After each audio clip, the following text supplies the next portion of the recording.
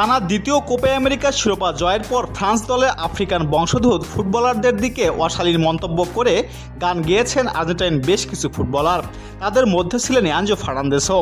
ফার্নান্দেসের verified সামাজিক যোগাযোগ মাধ্যম থেকে গান গাওয়ার ভিডিওটি পোস্ট করা হলে তা নিয়ে পরে ক্ষমা চান। সমালোচনার হাত থেকে বাঁচতে পারছেন না সেই মিডফিল্ডার।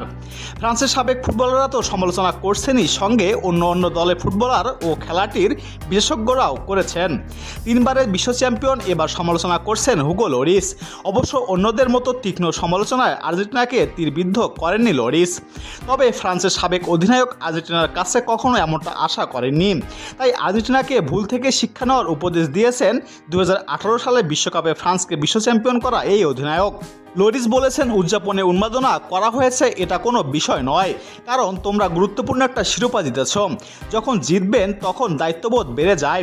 ফুটবলে এমন ঘটনা কেউ শুনতে কিংবা দেখতে চায় না। আমরা সবাই বৈষম্য এবং বর্ণবাদীর বিরুদ্ধে। আশা করছি এটা একটা ভুল। আমরা সবাই কিছু না কিছু ভুল করি।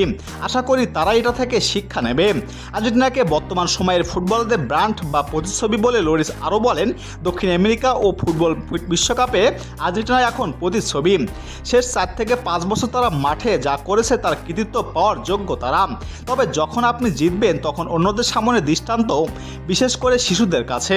ফরাসি লোকজনের বিরুদ্ধে এটা একটা পুরোপুরি আক্রমণ ছিল, বিশেষ করে যাদের শিকড় এবং পরিবার আফ্রিকান, সেই সব ফরাসি লোকজনদের উদ্দেশ্য করে।